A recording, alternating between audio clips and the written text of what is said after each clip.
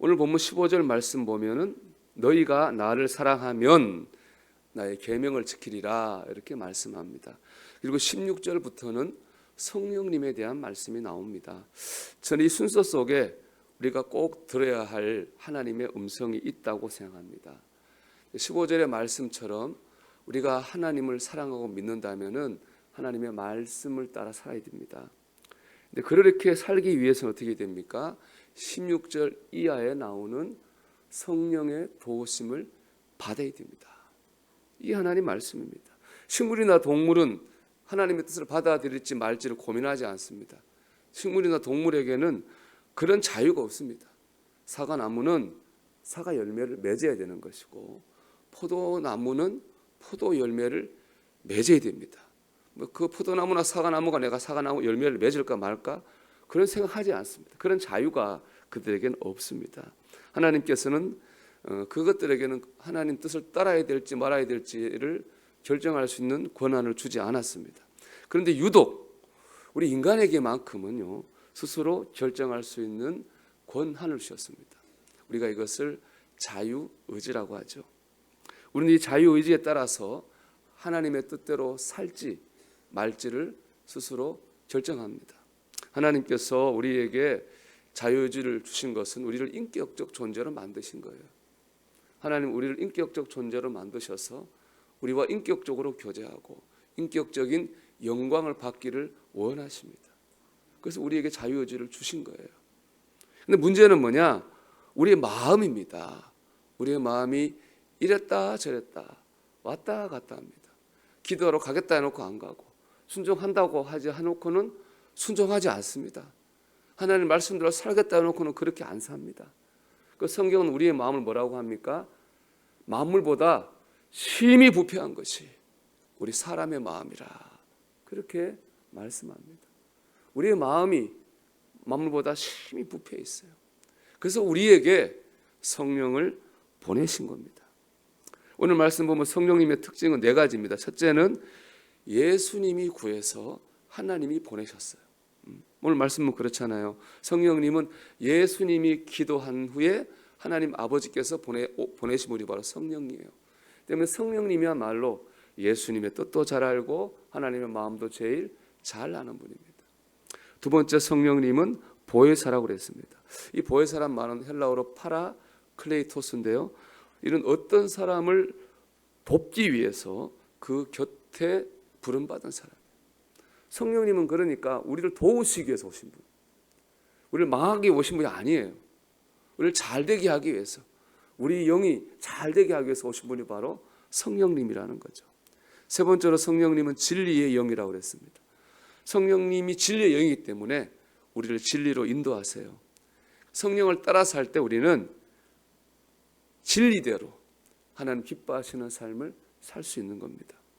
네 번째로 성령님은 우리와 함께 하시며 우리 속에 거하신다 그랬습니다. 성령님 우리 속에 있어요. 그러니까 밤이나 낮이나 어떤 상황에 우리가 있든지 간에 우리는 언제든 성령님의 도우심을 구할 수 있습니다. 우리 속에 계시기 때문에 그렇습니다. 정리한다면 하나님과 예수님을 가장 잘 아는 분이 성령님입니다. 나를 도우러 오신 분이 성령님입니다. 우리를 진리로 살게 하시는 분이 성령님입니다. 우리는 언제든지 성령의 도우심을 받을 수 있습니다. 여러분 그렇다면 우리가 무엇을 믿고 의지하며 살아야 되겠습니까? 만물보다 심히 부패한 내 마음이겠습니까? 아니면 성령님이겠습니까? 여러분 나를 믿으면 안 됩니다. 성령님 믿어야 됩니다. 지금 내 마음에 떠오르는 그 마음과 감정을 믿으면 안 됩니다. 성령님 믿어야 됩니다. 내 머릿속에 떠오르는 생각, 그 생각을 믿으면 안 됩니다. 성령님을 믿어야 됩니다. 그럴 때 하나님의 뜻을 따라 살 수 있고 하나님 기뻐하시는 삶을 살 수 있고 하나님께 영광 돌리는 삶을 살 수 있고 은혜 받고 축복받는 삶을 살 수 있습니다. 여러분을 믿지 말고 여러분의 생각과 마음을 믿지 말고 성령님을 믿고 의지하시기 바랍니다. 그러면 성령을 믿고 의지한다고 하는 것은 무엇입니까? 말씀과 기도로 사는 겁니다. 사도행전 10장에 보면요, 베드로가 이방인 고넬료의 집에 예배드리러 갔어요. 근데 그때 사도행전 10장 44절 말씀 보면 그때 광경을 이렇게 기록하고 있습니다. 베드로가 이 말을 할 때에 성령이 말씀 듣는 모든 사람에게 내려오시니. 성령이 누구에게 내려왔습니까? 말씀 듣는 사람에게 내려왔어요. 말씀을 들어야 됩니다. 말씀을 앞서야 되는 거예요.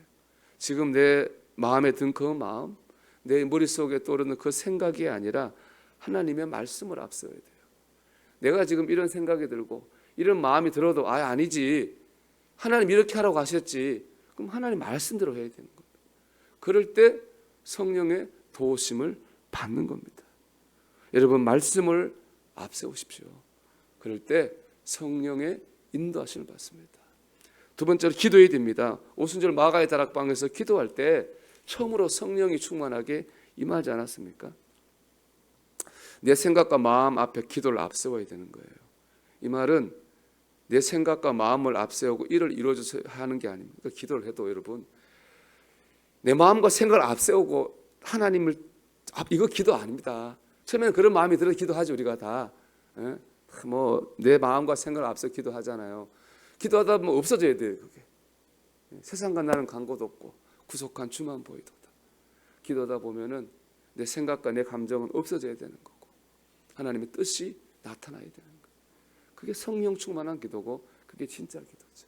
우리는 막 내 생각과 내 마음과 내 뜻을 앞세우고 하나님께 막 그걸 도와달라고 우리 기도할 때가 많습니다. 그러나 그것도 좋습니다. 로마서 보면은 성령께서 우리 연약함을 아시나니 우리가 구할 바를 알지 못하나 우리를 인도하신다 그랬어요. 우리 기도하다 보면은 연약하기 때문에 내 생각과 내 마음 붙여 기도하다 보면은 성령께서 우리를 하나님 기뻐하시는 기도로 인도하실 줄로 믿습니다. 여러분, 나를 믿지 말고 성령을 믿으십시오.